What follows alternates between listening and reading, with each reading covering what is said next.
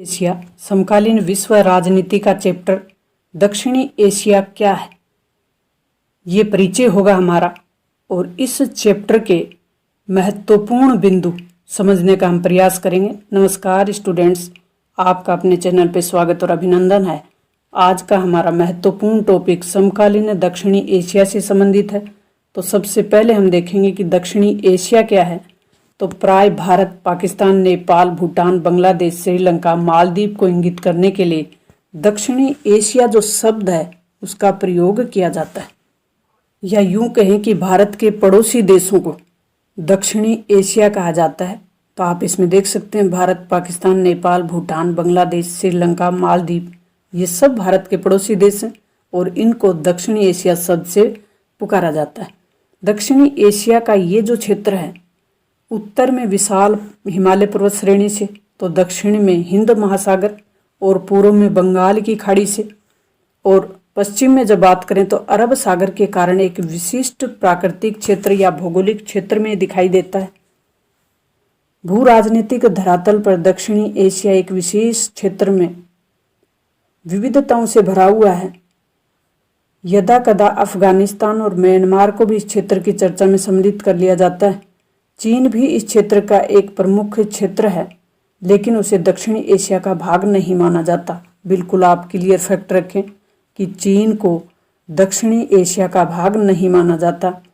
दक्षिणी एशिया के विभिन्न क्षेत्रों में एक सी राजनीतिक प्रणाली नहीं पाई जाती। तभी हमने ऊपर बात की कि यहाँ विविधता है।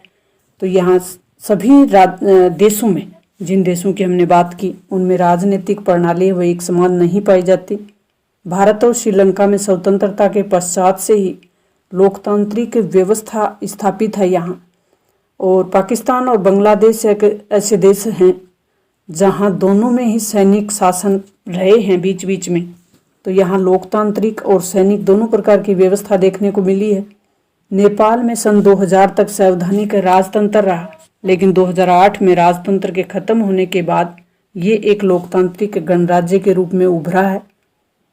भूटान, तो ये आपको पता है सैनिक शासन क्या है, लोकतांत्रिक शासन क्या है, संवैधानिक राजतंत्र क्या है। अगर नहीं है, आपको पता है, तो आप कमेंट बॉक्स में ज़रूर बताएं। राजनीति विज्ञान का हर एक कॉन्सेप्ट आपको बड़े ही सरल तरीके से समझाने का प्रयास किया जाएगा। कॉन्सेप्ट अलग से भी क्लियर करवा दिए जाएंगे अगर आपको ध्यान नहीं है तो। लेकिन शासन के प्रकार हैं लोकतंत्र, सैनिक तंत्र और संवैधानिक राजतंत्र। भूटान सन 2008 में संवैधानिक राजतंत्र बना, ये भी आप क्लियर रखें। भूटान जो कि भारत का एक पड़ोसी देश है। भूटान सिक्किम के पास है, नेपाल सिक्किम के दूसरी तरफ है, ये आपको ध्यान है। संवैधानिक राजतंत्र बना रहा और ये राजा के नेतृत्व में बहुदलीय लोकतंत्र के रूप में उभरा है। तो यहाँ आज भी संवैधानिक राजतंत्र, ये ध्यान रखें। 1968 में गणतंत्र बनने के पश्चात से मालदीव में अध्यक्षीय शासन प्रणाली को अपनाया गया है और भारत संसदीय शासन प्रणाली वाला देश है। यहाँ की संसद ने जून 2005 में बहुदलीय प्रणाली अपनाने के पक्ष में एक मत से मतदान किया है। तो एक दलीय, बहुदलीय, द्विदलीय, ये मतदान प्रणाली हैं, चुनाव की प्रणाली हैं। तो इनके भी कॉन्सेप्ट अगर आपको ध्यान नहीं है तो ज़रूर क्लियर करा दिए जाएंगे।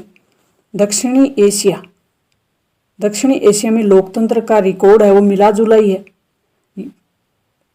बावजूद भी जनता लोकतंत्र की आकांक्षाओं में सहभागी बनती है यहाँ की, क्योंकि जो दक्षिणी एशिया है उसके सभी देशों में लोकतंत्र नहीं है, फिर भी यहाँ की जो जनता है वो लोकतांत्रिक आकांक्षा रखती है। पाकिस्तान में सेना और लोकतंत्र, क्या कारण है कि पाकिस्तान में लोकतंत्र या लोकतांत्रिक सरकार है वो स्थायी नहीं रह पाती, ये अपना प्रश्न बनेगा आगे। तो आप इस कॉन्सेप्ट को बिल्कुल ध्यान से सुने और सहज तरीके से समझने का प्रयास करेंगे तो बिल्कुल आप इसका आंसर है वो अच्छे से दे पाएंगे। पाकिस्तान में पहले संविधान बनने के बाद जनरल अयूब खान ने देश की शासन की बागडोर अपने हाथों में ली थी।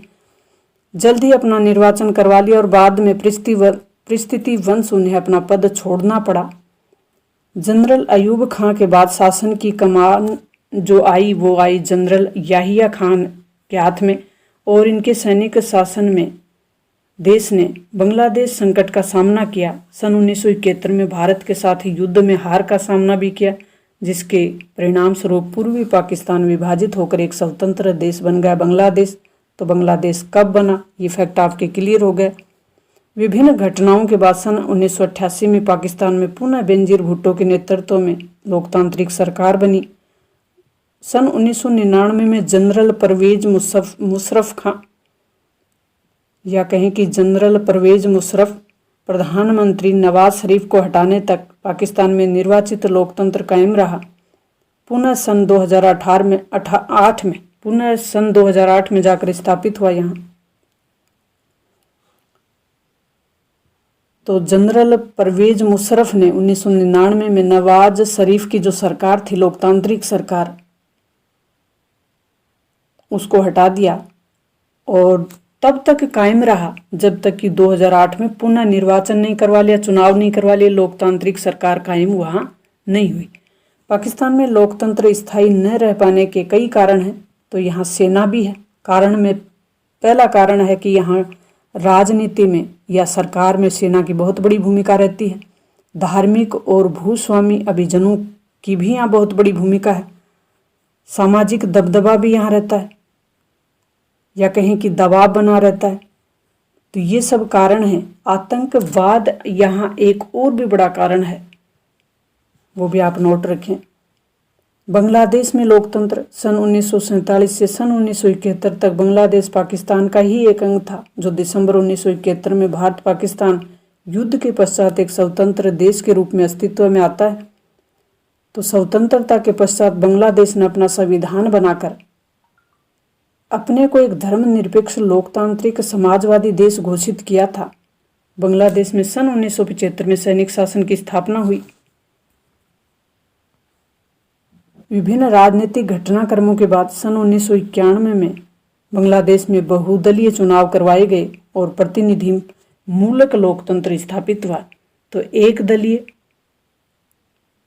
चुनाव होते हैं जहां एक ही दल भाग ले, जैसे चीन में है।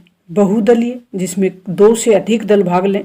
द्विदलीय मतलब जहां 2 ही दल हों, जैसे अमेरिका और ब्रिटेन। बहुदलीय चुनाव पद्धति वाले या बहुदलीय चुनाव की यहाँ व्यवस्था होती है।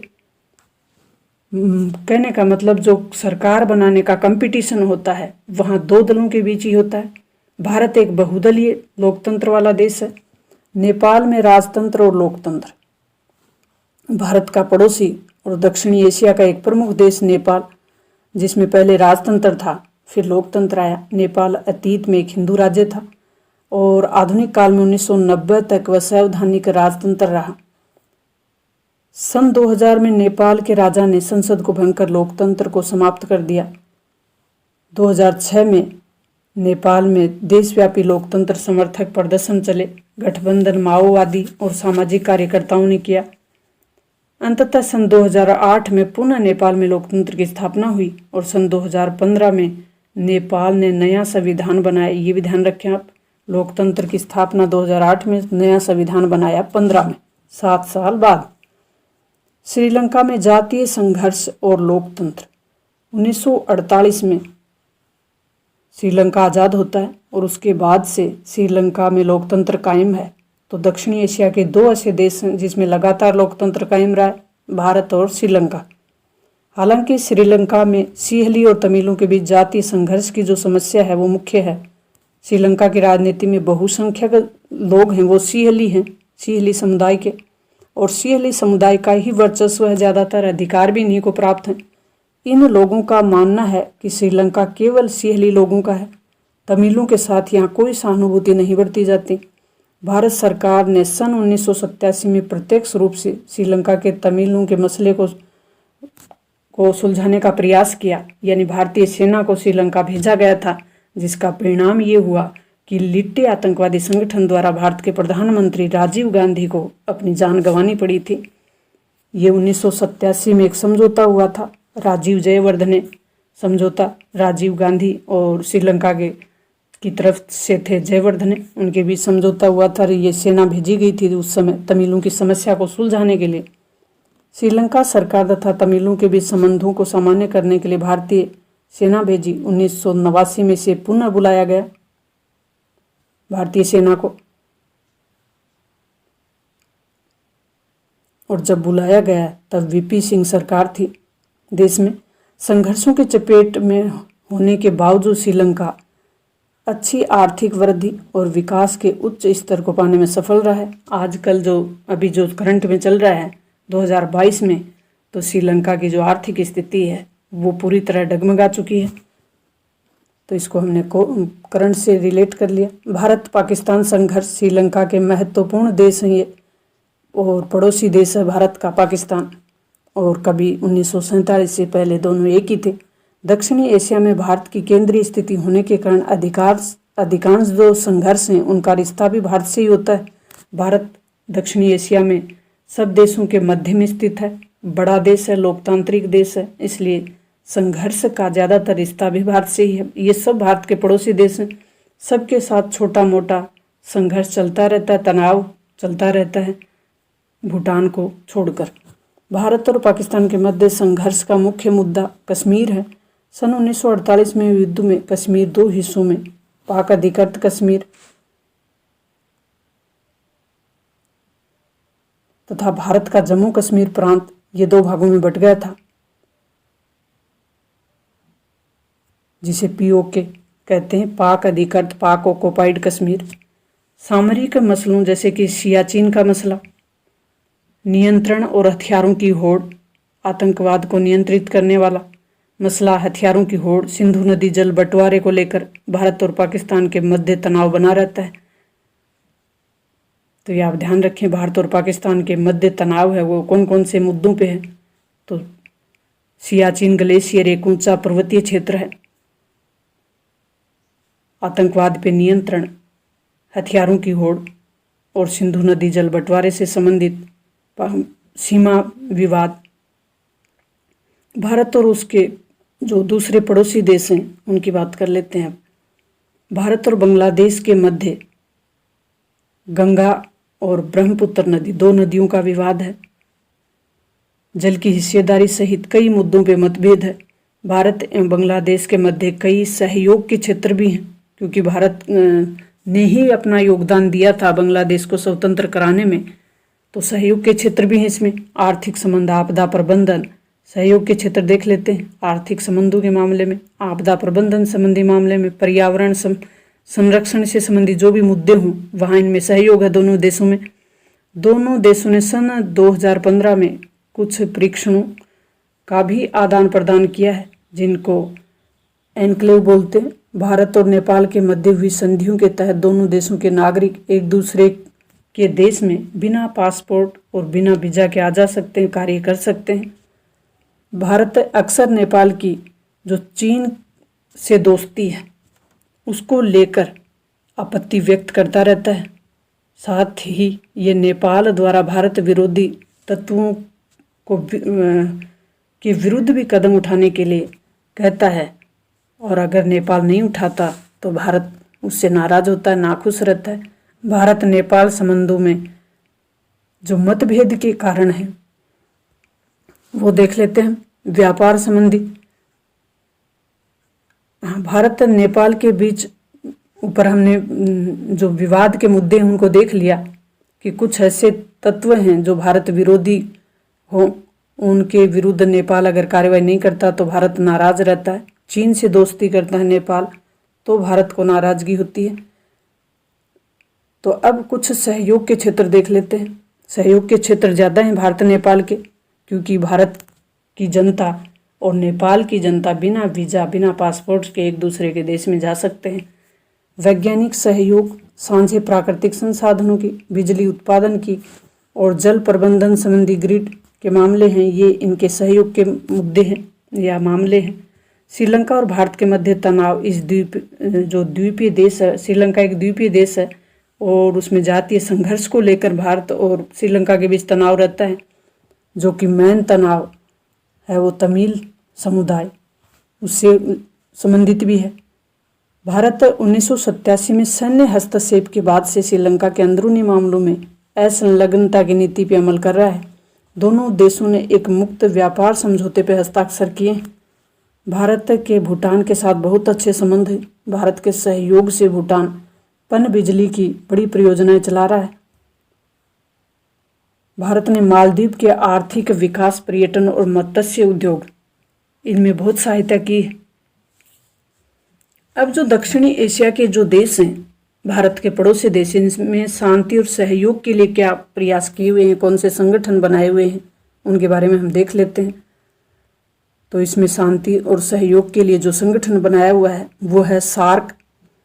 दक्षिणी एशियाई देशों ने आपसी सहयोग बढ़ाने के लिए दक्षेस नामक एक संगठन बना रखा है। South Asian association for regional corporation इसका पूरा नाम है। ये ध्यान रखें आप नाम। इसको अंग्रेजी में सार्क कहते हैं, हिंदी में इसको दक्षेस कहते हैं। दक्षेस और अंग्रेजी में सार्क। सन 2000 में दक्षिणी एशिया के लिए मुक्त व्यापार क्षेत्र बनाने के उद्देश्य से दक्षेस के सदस्य देशों ने दक्षिणी एशिया मुक्त क्षेत्र बनाने के लिए साफ्टा बनाया, यानी साफ्टा पे हस्ताक्षर किए मुक्त व्यापार क्षेत्र बनाने के लिए। तो 2002 में बनाया, हस्ताक्षर हुए हैं। इसमें दक्षिणी एशिया के सभी देश अपनी सीमा रेखा पर मुक्त व्यापार को सहमत हो जाएं तो इस क्षेत्र में शांति और सहयोग की शुरुआत हो सकती है। तो इसके पीछे साफ्टा का हाथ है। शीत युद्ध की समाप्ति के पश्चात दक्षिणी एशिया में संयुक्त राज्य अमेरिका का प्रभाव भी तेजी से बढ़ा है। ये भी आपको ध्यान रखना है कि क्या कारण है कि शीत युद्ध की समाप्ति के बाद दक्षिणी एशिया में संयुक्त राज्य अमेरिका का प्रभाव है वो ज़्यादा बढ़ा है। तो दक्षिणी एशिया सार्क के जो देश हैं वो कौन कौन से हैं? 8 देश हैं इसमें। 1985 में इसकी स्थापना हुई थी। दक्षिणी एशिया के या भारत के पड़ोसी जो देश हैं, इन देशों के बीच आपसी सहयोग हो सके, शांति बनी रहे, किसी प्रकार का कोई विवाद नहीं हो, इसके लिए इसको बनाया गया। तो इसी के साथ प्यारे विद्यार्थियों, अपना ये जो चैप्टर है दक्षिणी एशिया से संबंधित, इसको हमने समझने का प्रयास किया है। बहुत से कॉन्सेप्ट आपके क्लियर हो गए होंगे, मुझे उम्मीद है। तो प्यारे विद्यार्थियों, हमने समकालीन विश्व राजनीति का ये 5वां चैप्टर अति महत्वपूर्ण चैप्टर है। सरल भी है, सहज भी है, और इसको सरल और सहज तरीके से समझने का प्रयास किया है। आई होप आपको समझ में आ गया होगा। मिलते हैं नेक्स्ट और महत्वपूर्ण फैक्ट और कंटेंट के साथ। तब तक थैंक्स।